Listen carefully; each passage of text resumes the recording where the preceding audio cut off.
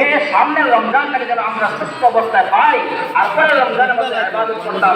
এটা হচ্ছে আমাদের পূর্বসূরি এই সমস্ত হকদান ওলামায়ে কেরাম বুজুর্গানে কেরাম তাদের আমল। এটা আমাদের করা। আল্লাহ রাব্বুল আলামিন আমাদেরকে সঠিকভাবে আমল করবার তৌফিক দান করুন। সবাই বলে আমিন। আমাদের যারা যে সমস্ত ভাইয়েরা যারা পিছনে দাঁড়িয়ে আছেন সামন দিকে চলে আসে, সামন দিকে যে সমস্ত জায়গা খালি আছে এগুলো পূরণ করার চেষ্টা করি। আর দোতলা এখানে জায়গা খালি আছে, রুমের মধ্যে জায়গা খালি আছে, দোতলার মধ্যে ইনশাআল্লাহ জামাতের অংশগ্রহণ করলে জায়েজ হলে সঠিক হলে এখানে আমরা যেতে পারি। জায়গা যদি হয় না তাহলে আমরা দোতলা যেতে পারি, দোতলার রুমের মধ্যে জায়গা খালি আছে। বাম দিকে দোতলার মধ্যে বাম দিকে সোজা বাম দিকে এদিকে আমরা যেতে পারি। এখানে দাঁড়ায় থাকা যেহেতু আমাদের কাছে একবারে সময় কম, এর কারণে চলে যাওয়াটা উচিত জরুরি।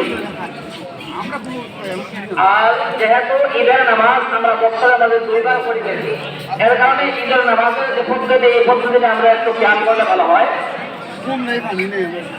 যেহেতু ঈদুল ফিতর আর ঈদুল আযহা মাত্র 2টা নামাজ পুরো বছরের মধ্যে, এই যে নামাজ ওরা হবে ঈদুল ফিতরের নামাজ। ঈদুল ফিতরের মধ্যে ইমাম সাহেব আগে হবে নামাজ, তারপরে হবে খুতবা। জুমার মধ্যে আগে খুতবা পরে নামাজ, কিন্তু ঈদের নামাজে আগে নামাজ পরে খুতবা।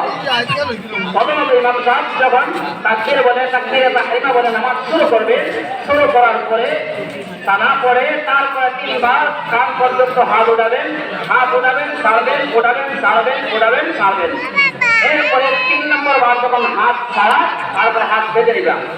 বেঁধে নেওয়ার পরে সূরা ফাতিহা এবং অন্য সূরা পড়ে এরপরে রুকু ও সাজদা শেষ করে দ্বিতীয় রাকাতের জন্য খাড়া হয়ে দ্বিতীয় রাকাতের প্রথমে সূরা ফাতিহা পড়ে এরপরে অন্য সূরা মিলায়া এরপরে রুকুতে যাওয়ার আগে অতিরিক্ত 3টা তাকবীর বলা। 3 তাকবীর বলতে সময় কান পর্যন্ত হাত উঠাইয়া আবার হাত ছাড়িয়ে দেওয়া, কান পর্যন্ত হাত উঠাইয়া আবার ছাড়িয়ে দেওয়া। 3 নম্বর তাকবীর শেষ হওয়ার পরে 4র্থ তাকবীর বইলা তারপরে সাজদা এই রুকুতে যাওয়া, এরপরে সাজদা, এরপরে বৈঠক, এর পরবর্তীতে খুতবা হবে। অনেক মানুষ আছে যারা খুতবা শোনা নামাজ কোনোরকম ইমাম সাহেব সালামটা ফেলে আর দৌড়। আসলে খুতবা শোনাটা ওয়াজিব, খুবই জরুরি জিনিস খুতবা শোনাটা। যদি আমরা খুতবা শুনি না আল্লাহ রাব্বুল আলামিনের পক্ষ থেকে আমাদেরকে মাগফিরাত পেতে না। আল্লাহ রাব্বুল আলামিন রাসূল সাল্লাল্লাহু আলাইহি ওয়াসাল্লামের মাধ্যমে ঘোষণা দিয়েছেন কুমু মাগফিরান লাকুম ইরজিউ মাগফুরান লাকুম, হে আমার বান্দারা তোমরা যাও তোমাদেরকে সব গুনাহ মাফ করে দিলাম। এই সুসংবাদ এই মাফ এই ক্ষমা আমরা পাবো না। এজন্য সম্মানিত মুসল্লিয়ানে কেরাম আমরা এই বিষয়টা থেকে খুবই লক্ষ্য করি। সালাম ফেরানোর পরে যতক্ষণ পর্যন্ত খুতবা শেষ হবে না আমরা কেউ হাঁটাহাঁটি করবো না, চলাফেরা করবো না। আল্লাহ তাআলা শরীফভাবে আমরা তৌফিক দান করুন। আর আমরা সব সোজা করি নাই, যেহেতু সময় আমরা কমে গেছে গিয়া আমরা সব সোজা করি নাই।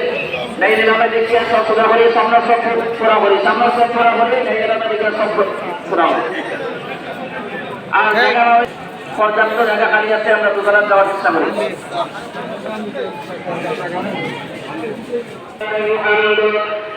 يقول آدم صفي الله نفسي نفسي ويقول نوح الذي الله نفسي نفسي ويقول إبراهيم خليل الله نفسي نفسي ويقول موسى كريم الله نفسي نفسي ويقول يوسف صديق الله نفسي نفسي ويقول داود خليفة الله نفسي نفسي ويقول عيسى روح الله نفسي نفسي ويقول سفيرنا ونبينا محمد رسول الله أمتي أمتي أمتي أمتي ويقول الجبار جل جلاله عبادي عبادي عبادي عبادي لا خوف عليكم اليوم ولا أنتم تحزنون الله أكبر الله أكبر لا إله إلا الله الله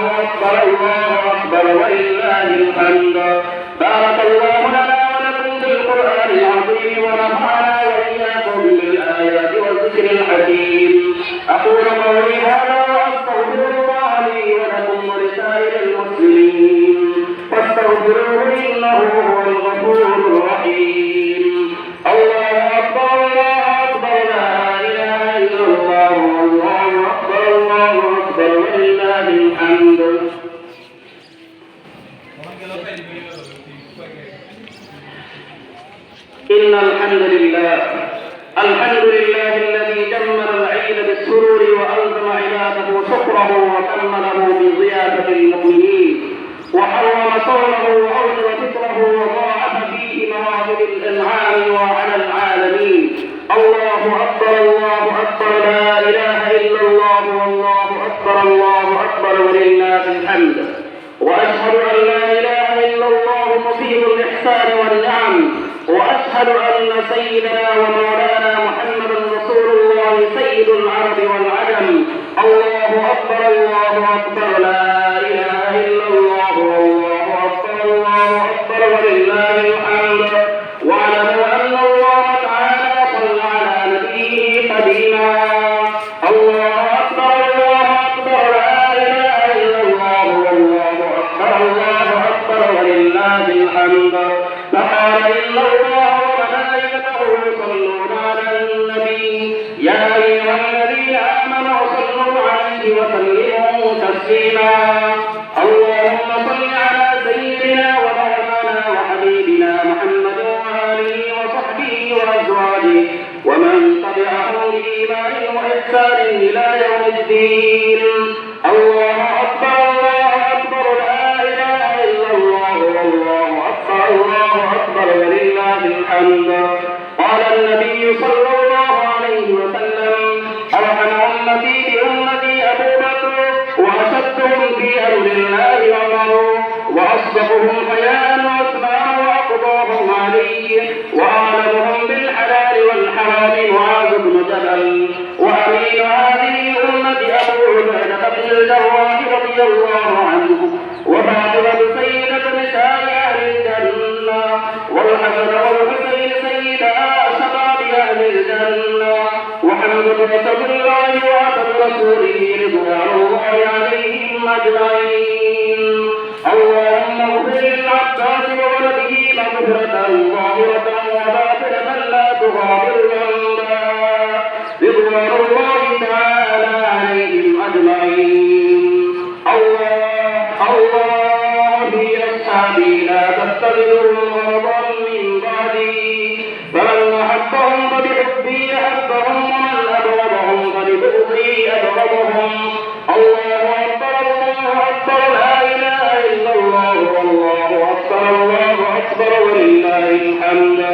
اللهم اجعل بفضلك سائر بلاد المؤمنين آمنا مطمئنا وبلادنا وارفع اللهم مقتل وغضب عنا ولا تسلط علينا من لا يرحمنا ووفقنا وأمراءنا بما تحب وترضى يا كريم من القول والفعل والعمل والنية والهدي والهدى إنك على كل شيء قدير وبالإجابة جدير.